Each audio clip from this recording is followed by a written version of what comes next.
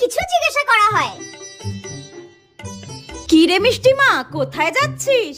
পড়তে যাচ্ছি। বাহ, তা তোর ব্যাগে কি আছে রে?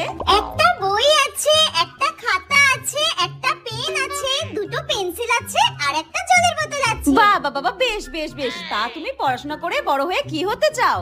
আমি বড় হয়ে পড়াশোনা করে ডাক্তার হতে চাই। খুব ভালো খুব ভালো, যাও যাও পড়তে যাও।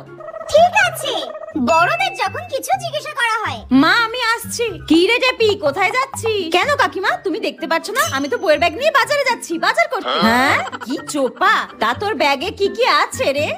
হ্যাঁ, এই ব্যাগে তো কাকিমা ইট, বালি, সিমেন্ট, পাথর এইসব আছে। কি টেরা টেরা কথা রে বাবা। তা তুই বড় হয়ে পড়াশোনা করে কি হতে চাস রে?